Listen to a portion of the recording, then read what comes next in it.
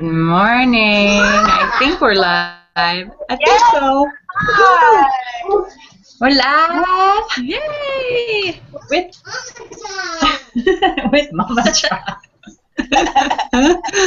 You want to poke your little head in here? Did you pay him to say that?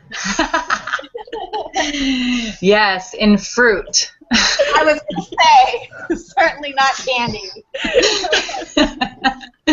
Oh my God, my child goes crazy with fruit. If I gave him candy, I don't know what would happen. So. Good morning, Mama. Yeah. Good morning, ladies. How are you? Good. I, of course, as always, am trying to post and watch and participate, so I'm not the best at multitasking right now. Sorry. You know what? We're here, so yeah. And we're clothed. We may not be bathed, but we're certainly clothed. Yeah. And that is the true priority. I call it defensive dressing. Mm. Yeah, it's the best way to avoid arrest. Good strategy. Yeah, it used to be that I dressed for style or vanity, and now it's just to avoid.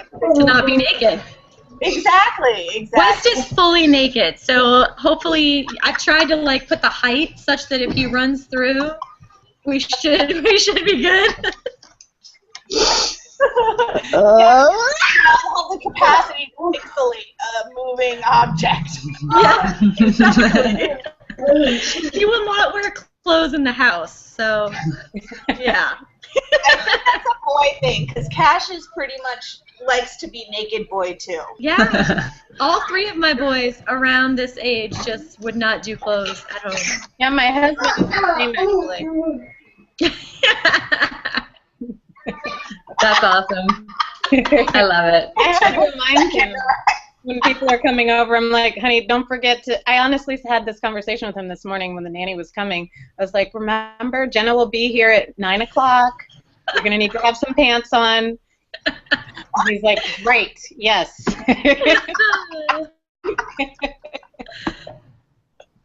Oh, too good. So, our raffle copter ended. Ooh. Yes, I'm unmuting. Okay, sorry. I was just saying that our raffle copter ended. Oh yeah, for the 1 hour. Oh my gosh, what is it? I had it up. 1 hour talk with Nancy Tunley, a restored, or what the heck is it? My gosh, where are we at? Revive and Thank thrive. you. Revive and thrive. Yeah, she's gonna, whoever is the winner, she's gonna chat with you and help you out in any way that you can, being a mama. So we have a winner that we're gonna talk about, or we're gonna announce in just a little bit, right? We sure do. Sweet. And then we also have another giveaway, so stay tuned to listen to what we're going to be giving away for this week. Yes, we will. And it's Yep. fun. I mean, not that the other ones weren't any good. I'm just saying. We just love giving away stuff. It's just fun. Yes. And now, ladies, excuse me, my son has locked himself in the bathroom. Okay. Did you figure that out? We'll have to figure out if she figured that out. She posted recently about how to not Lock your children. not in have her rooms. sons. Yeah. How to not. Oh, that's right. The picture of the doorknob, right? Asking how to kid-proof it. That's right. Yep. Hopefully, I think that is probably just one of those things where you have to put one of those hook locks at the very top or something, because I otherwise couldn't find the right kind of handle for it, and now my child has decided to take it. So, yeah. Come here. You can sit here. All right. So, let's see. Does anybody have any cool things that are going on in their Mama Tribe this week? Like, I've been on baby watch for like the past 3 weeks, it feels like, with my sister, who's now about 40 weeks pregnant. Oh, exciting. Yeah, I've made 2 trips up to LA and stayed overnight and hung out with her. And my main thing is just that I hear you and I'm working on it. Can you give me just a moment and be patient? It's a Paw Patrol emergency! Paw Patrol! Paw Patrol! Paw Patrol!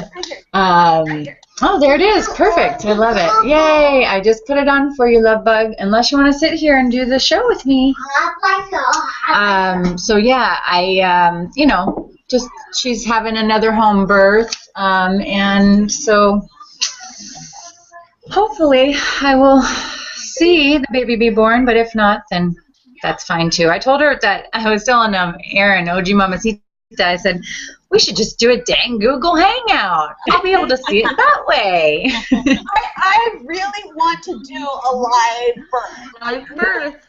Seriously want to do a Google Hangout for a live birth, because when I gave birth, I had them bring the mirror in and then had them take it promptly out. Why? I couldn't fathom seeing what was happening and experiencing it at the same time. Like, those 2 universes could not meet. You know? But now that it's not me, I would love to see it happen again. You know, Yeah. it happened at all. Yeah, totally. Yeah, did either of you ladies have videos of your birth, or? Hell no. All 3 of mine are on video, like up close and personal shots, and my kids still love to watch them. Yeah. It's like the movie, and like they're the star. Very cool. Yeah, that's awesome. That's awesome. I know. We did ours too, but it was my stepmom, and so when Jay actually came out, she like lifted the camera up, so he's like kind of in the corner, but because she probably wanted to watch it like not through the hole of the camera, you know. Totally. Yeah. See it. Yeah. She was actually complaining about that because my sister is she's actually my stepsister, so that's her mom, and so she's like, dang it, I'm not videoing this baby's birth. I want to actually see it. So, all right. I didn't want Matt to go down south. I was like, look, just stay up here with me, okay? He's like, hello,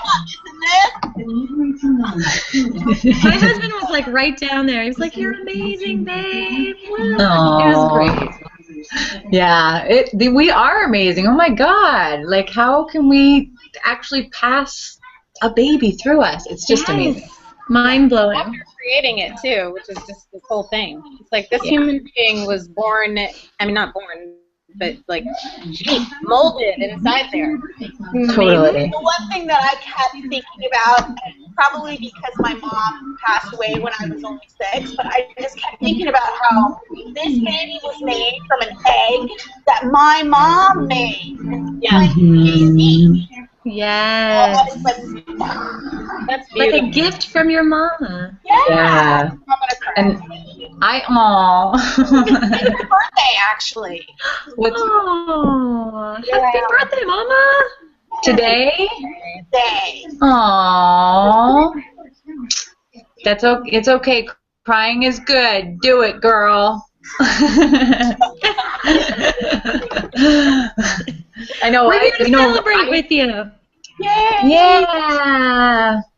I took a class in college about DNA, and it's amazing how we have so many quote unquote normal children that are born, and not, I mean, it's a miracle, truly. Really. It's astonishing. Yeah. I'm constantly amazed at the strength and the perseverance of humanity as a species. Yeah. To have withstood all of the trials and tribulations of our own actions, much less those of Mother Nature. Yeah. It's pretty awesome stuff. And then We're getting all existential in the Mama Tribe Network today. I know. That's what I love about this show. We just, whatever. It's like we're hanging out with each other, just chatting. It's like, what, the evolutionary meaning of life? Bring it. I got this today.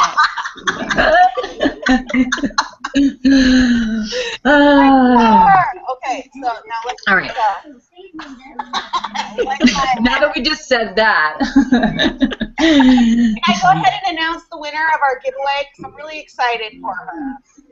Yeah, let's do it. Okay, cool. So our winner is Gina Lintivar, and she is one of our Lindsay girls. Oh, sweet. Yes. So I'm very excited. And for those of you that don't know, the Lindsay School is a project that MJ and I are really involved in, and that's where we help young parents that are attending high school, and we take them all kinds of parenting tips and advice. So this is going to be really good for Gina because it'll help her. I mean, really, how many people have the opportunity to talk to a nutritionist? I know I haven't. Right. So it'll be really cool for her. Yay, Gina! Yeah, that'll be so awesome. And something like we all really could use. I mean, she even said, too, Nancy was saying, like, it could go off on all sorts of different topics. It doesn't necessarily have to be just food, but, just self-care and how to prep food. I mean, I don't know. It could go all sorts of ways. So, yay, Gina. I'm so eager and excited to learn about, alternative parenting aspects and so forth. So I'm very Yeah. Well, let's kind of intro our mamas that we have on the show today. Erin, do you want to take it, or mamas, you want to just talk a little bit about yourself? Hey, Well, I've already mentioned how my husband was cheering at my vagina, so I feel like the listeners are pretty much already tuned in. Can you change your lower third to say that, Rachel, husband cheers at vagina? Yes! I'm going to add that to my business cards. There you go. Had my vagina cheered on. How about you? Oh, my husband doesn't just support me, he cheers on my vagina. Yeah, that could go so wrong so quickly. Do not keep that out. Can we hashtag that, please? I think that would take all 148 characters. Okay. Right. Hey, Kaji. Yes, ma'am. Why don't you tell us about yourself? Sure. I'm Kaji Dousa, and nobody ever gets my name right, so I'll say that again, Kaji Dousa. I am a pastor, and pastor of the United Church of Christ of La Mesa, the Table Church in La Mesa, and I'm also the mom of Haley, who is 10 months old. Yay, cuteness. And Kaji, Yeah. you hosted, or housed, I should say, that great cloth diaper event last weekend. And let me tell you, your church is awesome. That is so great. Thank you. Just architecturally, it has such a great, it has so many elements that really just do boost the community feeling. So thanks so much for having us. It was really neat to be there. Anytime. I was really on that. Yeah, you guys have a huge meeting room. That room is so big. That's awesome. Well, it was originally designed, and this church was pretty much built by hand by our people who are now in their 70s and 80s. I mean, not everyone's in their 70s, but the people who built it are. And they built that room, I kid you not, with a disco ball because they wanted it as a dance room. Yeah. They had, back in the 60s and 70s, they had these great dances with the disco ball. And I'm like, nice. Disco ball. I love disco balls. I want it back. We need it back. We need it back. Everybody needs a disco ball in their life. Right? Especially at a church. Especially at a church. Talk about raising the roof. Yeah. All right. And then Miss Rachel Rainbolt, I mean, I don't know how people in the parenting community, at least in San Diego, don't know who you are, but, you know. My reputation precedes me. I don't know if that's good or bad, but yes, I'm Rachel Rainbolt. I am the mama of 3 Behind Sage Parenting, author of the Sage Parenting book series, media advocate for all things badass parenting. That's pretty much it. Yep. Parenting, breastfeeding. Yes. And vaginas. And vaginas. Love it. Love it. Well, we're going to talk to you, Rachel, in just a little bit because you have a pretty awesome article that hopefully maybe some of our viewers have read before today's show. If not, then we definitely have the article posted on a lot of our social medias for you guys to bring up and read. It's a quick read, definitely, but a lot of really cool information. And then I think, Erin, we want to talk with Kaji real quick about traveling with a baby. Yes, Kaji, now you travel a lot, right? I do. I mean, as I was trying to think about what to talk about today, I realized I have traveled quite a bit with this little one in her 10 months. So tell us about that. Tell us about, like your first experience traveling with her, and then now as a savvy traveler, what would you tell past Kaji? I would tell past Kaji you don't need as much stuff as you think you do, and to practice living without it before you take the trip. Good advice. Yeah, exactly. Because when we first took Chaley when she was 8 weeks old on a drive up to Napa, that was our first stop. Well, Cambria was our first stop, but then we went to Napa.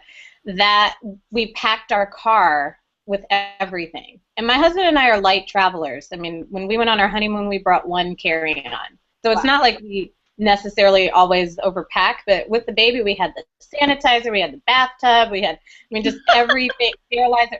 It was insane. And we stuffed the car. Like, we could not get in the car without, like, shifting stuff. Yeah. So there really wasn't any reason for that. We needed to figure out how to live with less. Which is better anyway. It's funny because my husband and I, the first trip we took with Cash, it was up to visit his parents, and it was the same thing. We literally took everything, and we barely fit ourselves in the car. Yep. So, and the baby wasn't even, like 10 pounds? So she really didn't need all that stuff, and her clothes are very small. So. Yeah. I think that's good advice for life in general, too, when it comes to babies. You need less stuff than you think that you need. Right. Yeah. Your baby, your boobs, maybe a couple diapers. Yeah. That's right. Especially if you're, like, baby wearing. Mine wouldn't even have clothes on most of the time, just a diaper. Yeah. Right. Yeah. And that's the thing that changed later. For the next trip, or maybe 2 trips down the road, which was a cross-country trip to New York, we brought the stroller plus the car seat and actually I think we did actually need those things, but still the amount of stuff that we had just feels insane to me. My poor husband looks like a Sherpa going through the airport. Yeah, I love that advice. We travel up to LA sometimes to visit family, and whenever I'm like packing the car to go back home, it's like we did not use half of this stuff. Right. On the flip side, I'm kind of like the opposite because now we'll just leave the house, even if it's just for the day. And I take nothing with me. And now I go out and I meet my mama friends, and they've all got, they're like Mary frickin' Poppins. They're bags, everything. I don't even have food for my kid. I'm just like, I'm going to get water. So I think there has to be a middle ground because I'm too far on the other side. Yeah. Yeah. That's all right. Then you have friends like me who I'm that friend who I have the backpack that I'm like, what the hell is in this thing? And I'm like, I have a headache. Oh, here, peppermint oil. Or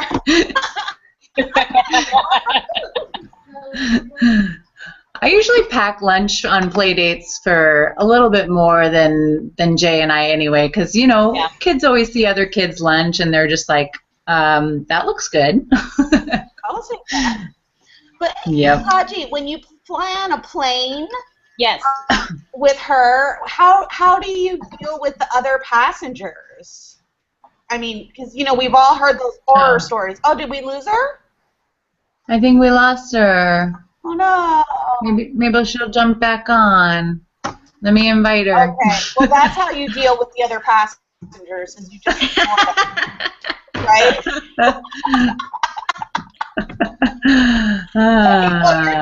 I'll go ahead and talk about this week's giveaway. Okay. I'm gonna do that. So okay. We've given this product away before, and the reason we're giving it away again is because it's just such a great product. I use this. And that is the Clean Canteen baby bottles. So cool.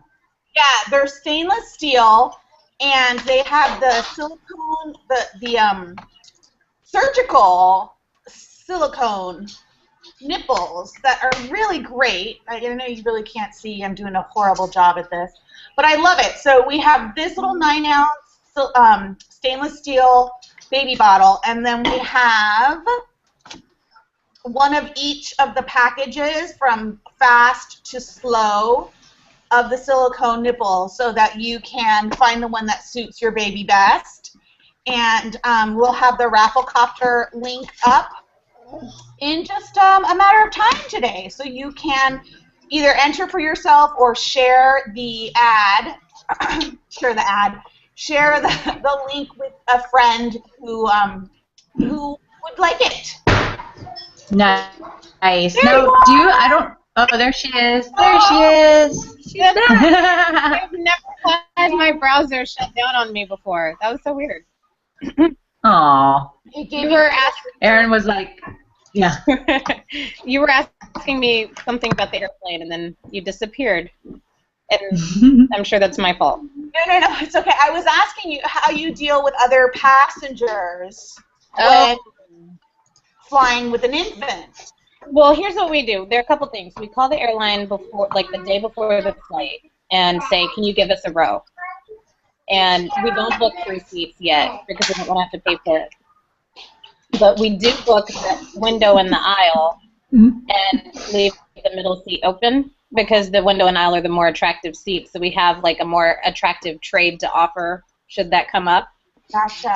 And so let's see. So that's part of it. And usually if the flight's not full, the airline will either the day before or right when we get there, so we get there pretty early, give us the whole row so that we don't have to have somebody else on the row. Yeah. And then, so that's worked well, but not all the time. So sometimes we're able to put the car seat in the third seat, which has to be the window, and that's great. Other times we have somebody else there, and then my husband will slide into the window, and into the middle, and I'll be on the window. So the other person gets the aisle, and it kind of winds up being our little area. And so far it hasn't been an issue. Chaylee doesn't really mind flying, which is a huge gift, especially if I nurse her for the altitude changes. Yeah, that's awesome. That's an important trick. Cool. So it hasn't really been much of an issue. She hasn't cried that much. We've been really lucky. I think as she gets older, each flight becomes much more difficult. Yeah. Really? And she gets closer and closer to mobility because she starts wanting to, get down. Yeah, I mean, in the early days, I could just pop her on the boob and she'd fall asleep and, she'd sleep for 3/4 of the flight. Now she'll sleep for maybe an hour of a 6-hour flight. The rest of the time we're entertaining her in place. Mommy, I want to watch the rest of my hallback joke. I have no I want to watch the rest of my hallback with this kid, at least on a plane. The idea of being The idea of being in an enclosed, finite space with this kid for numerous hours and other people, yeah, no, I would need to be heavily medicated before I left. Right, so you didn't notice him running up and down the aisle. I'd just be like, go ahead, child. I think it's been done. No, but people so far have been incredibly gracious to us, and it seems like on a few of our flights we've had other kids, or they put the babies all in the same baby section, I guess. Oh, cool. So, yeah, there are advantages and disadvantages to that, because it's like if one is sleeping and the other starts crying, the parents get mad at each other, but they really don't want to be mad. And, those moments we have to figure out how to be gracious. I love that advice, though, of calling the airlines just to check, to see if you can get a whole row. I mean, why not? Who knows? And you never ask, you don't know. So very cool. They'll do it. They'll bend over backwards for trying to make things easier on families with babies. Yeah, that's awesome. Hey, I just want to mention that if you are watching us live and you have any questions, just hit that Q&A tab, because if you have questions for Kaji, or I know we're going to talk to Rachel here in just a moment, then you can, I got it up. So if you have a question, let us know. Hey. A couple of other things I might just add as tips, besides calling the airline, trying to get your full row so that you can bring your car seat on. Do not check a car seat. It's not going to be safe under the plane in regular steerage. It's much safer if they check it for you. And I don't know why. Airline people can tell you why. We bring wipes with us, or some way to be able to wipe down the area so that it doesn't get wiped down very often, quite frankly. Just so that before we get on the plane, or before the baby gets on the plane, we try to get the seats as clean as possible so we're not thinking about it. My husband has real concerns about that. I worry less, but it makes him feel better. So You gotta do Nice. it. You gotta do it. yeah. Nice. Awesome. That's great. I think that we'll probably get more questions for you after the show when people have a chance to watch it. So I will definitely make sure that we get those to you. Really sure. Yeah, certainly. And when's your next trip? Let's see. We are going to Berkeley next week. Woohoo! Yeah. Love Berkeley. And so this is all like you, are you doing like, going to be like hosting a service for another church, or what is this? Yeah, well, every trip is for different reasons. This one is going to be continuing ed, so I'm going to be learning about some stuff. Oh, cool. My job, and then part of the beautiful thing is we're going to, because there's lots of wine in the Bible, we're headed for a day to Napa. Woohoo! Walk the vineyards. Woohoo! Sweet. Hey, if you're ever interested, Kaji, I have a book called The History of Wine. And it covers literally the entire history of wine. So it's a really cool read if you ever want to borrow it. So Thank you. I would love to know that. Thank you. Super. Awesome. All right, Mama Erin, you want to switch gears here and we can chat with Rachel about this awesome article that is going viral. Yes, definitely. It's funny too, because when it started popping up in my feed, it was constantly popping up in my feed, and I didn't really focus on it. Like, I saw the picture and I didn't connect the dots. And then later on I'm like, oh, this is Rachel! That's me! Like, I know this person. Read this, because I was like, okay, I'll get to it later, Why is it constantly popping up in my feed? So I was read me! I was like, okay, I get the hint, universe, I get the hint. So I'm thrilled for you, though. That's really cool. Thank Rachel. you. I think first of all, the name of the article is Who comes first, husband or children? And I think that we as a society, I think, are forced into this idea that that we have to choose one or the other. So I think that your approach is really settling in the sense that it calms a lot of apprehension. So before I go on, I'll let you just kind of give us a Cliff's Notes version of the article for those mamas that hadn't had a chance to read it. Okay, yeah. So, kind of like you said, the moral of the story is that I hear that question a lot. Like in social media, you know, I always put my husband first, or who comes first, husband or I see people asking that a lot. I don't understand why that's a necessary question to ask first and foremost. But the article began as a response to a different article that had gone viral where this woman said that she always puts her husband first.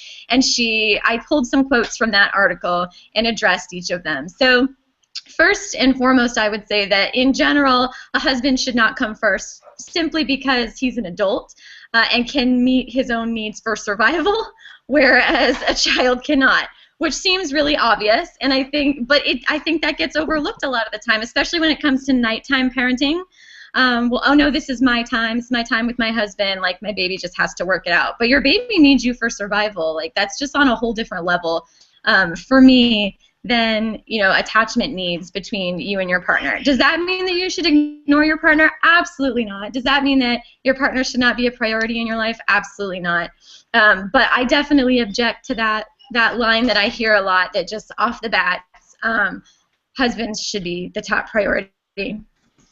Excuse me. But then most of the article goes on to explain that I don't make a choice between different areas of my life, and I think that most people don't need to do that. So you just live your life, and you try to be your authentic self, which doesn't have all these walls and barriers. You don't have to be wife, you know, from 7 to 10 p.m. and mom from, you know, 6 to 3, whatever. It doesn't have to work that way. You can just be yourself and be loving on everybody and try to balance your life in ways that meet your needs and your partner's needs and your children's needs all at once. You want to focus your energy on nourishing everybody. Doesn't mean that you're going to feel totally nourished and everybody's going to feel totally nourished every second of your life, but rather than investing your resources in alone time with every different configuration of your family, you're better off investing in being nourished in everyday life. Yeah. I remember actually when I read this article, it totally reminded me of when I grew up. My mom, I remember her telling me, well, when you guys leave the house, it's going to be me, and it was my stepdad. And so, you know, and it's like, I just, you know, we have such a different parenting style, of course, now. But I remember thinking, you know, like I just didn't understand why, like you in your article said, it has to be separate. It doesn't have to be separate. And I think, you know, like when you were talking about the husband before children, you know, I mean, I don't know if you guys agree on this, but I think you have to put yourself first, because if you're not, I can't give to anybody if my cup isn't filled up. Yeah, so I mean, and also too, Rachel, doesn't it depend on the age? Like, you know, infant newborn is a little bit different than, I mean, not like you're not going to, you know, like when Jay gets up and he's almost 4 in the middle of the night, we're not going to say, you know, figure it out. It is my we're time. Going to say, yeah. Yes, no, I agree, and that's really sort of the ending point for the article, is that a successful marriage is not built on you clinging to the way you used to bond and connect before you had children. That successful marriage where you're happy and connected for the long haul comes from the flexibility of evolving through the different life cycles that you, or the different life stages that you move through naturally. So right when you first have kids, research shows that that's the time in a marriage when you have the most extreme. So you feel extremely connected and extremely disconnected and extremely connected and extremely disconnected. And then there are different parts, you know, right after you're married, you feel the most. And so there are different spots throughout the life cycle of a marriage that have different flavors to them.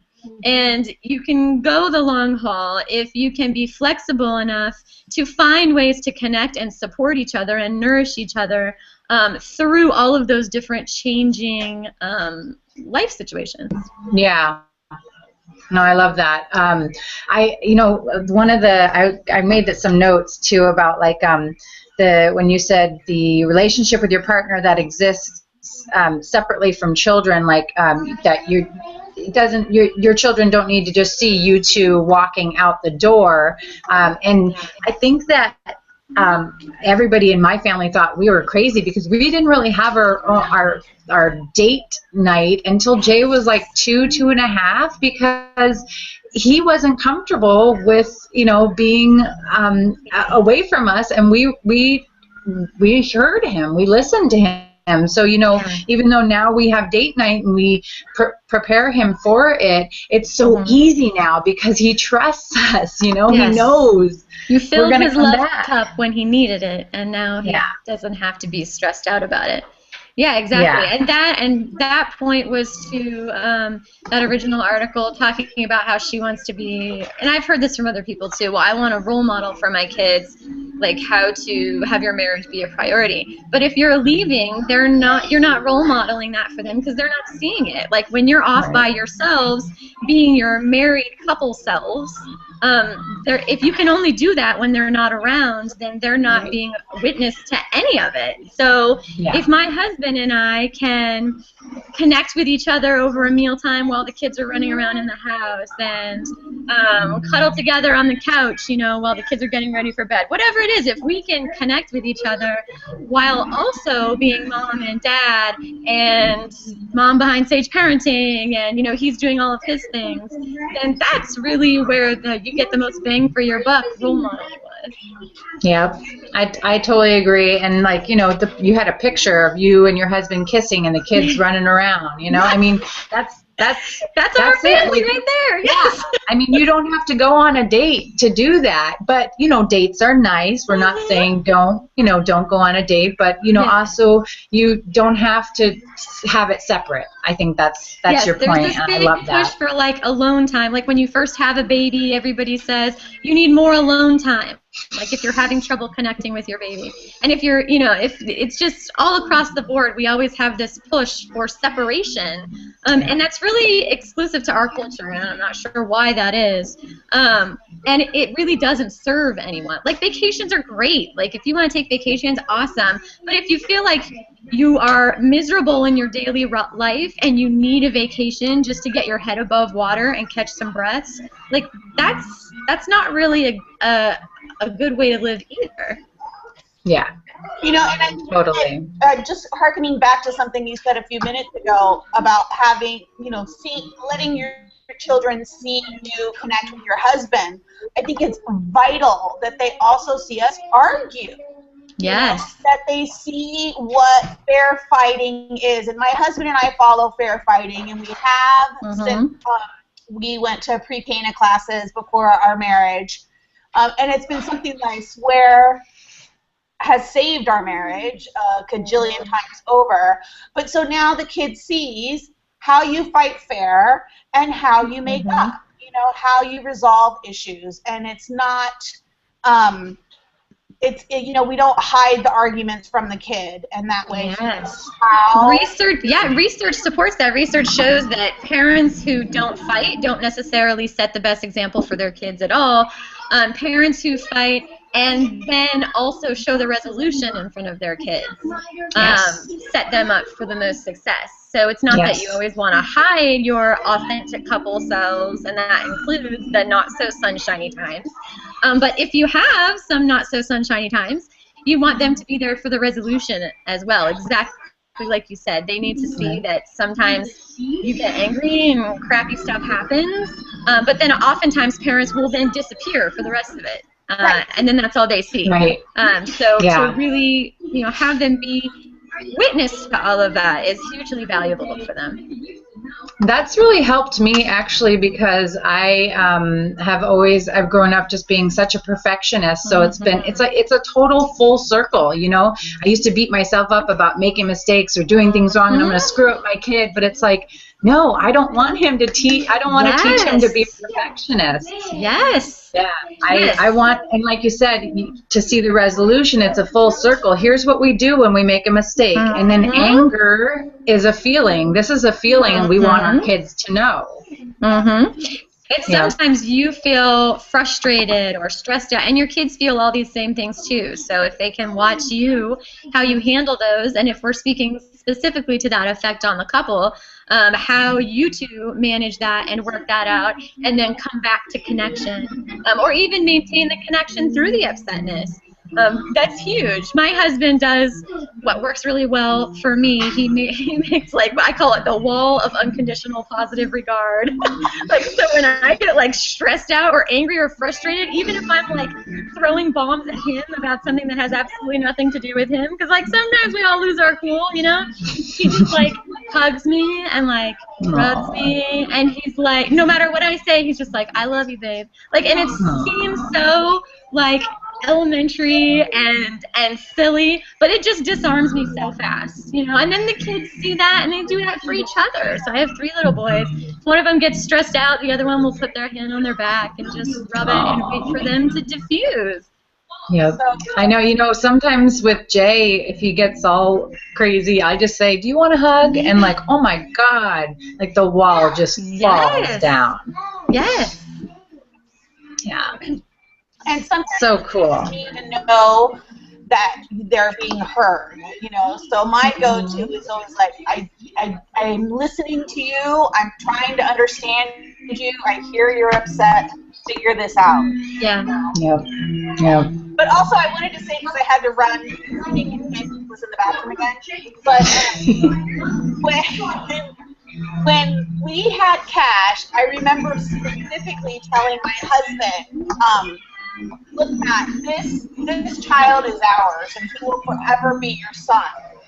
But you don't always have to be my husband. So just keep that in mind. And his response was, I knew you were going to say that.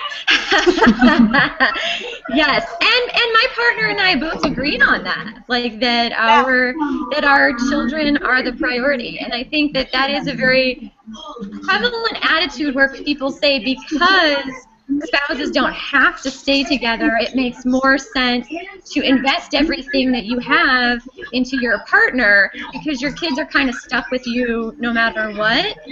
And that is so ass backwards because your kids are going to be in your lives forever in all likelihood. Ever. And even if they moved to Antarctica and you didn't see them for 20 years, the relationship they had with you would still be a part of everything that they felt and did and said, even when you were not there. I mean, that impact lasts the rest of their lives, and then they pass some of that on to their kids. I mean, it's so profound and so long-lasting that I think the argument that it's, well, they're going to live with me and I have to keep them alive till they're 18 and then that job is done. Because your job is not done at 18. I mean, my dad, so that I could be here, took my kids to the Learning Center today. So, like, because he's still an integral part of my life and now my kids' lives. I think that a lot of it is that frontier mentality that is very particular to American culture because our country was founded on the need to explore, claim your land, defend your family and yourself. So I think that that's why we are so ingrained and so stuck on this go west, my son. You know, you get out and be on your own. Whereas pretty much every other culture in the world, like your family, Rachel, is integrated so that it's multi-generational and we're not floundering. Fire alarm! Oh, no! Uh-oh. Well, that just might end the hangout. Yeah, no, I remember, okay. Are you going? When my mom would say, like, once you're 18, you know, like then you're on your own, and it's like, oh my God, like I could never imagine not parenting my son, like, you know, not parenting the way that we parent now, but just you're always the going to be their relationship parent. changes, but it's still there. Yeah. Totally. Absolutely.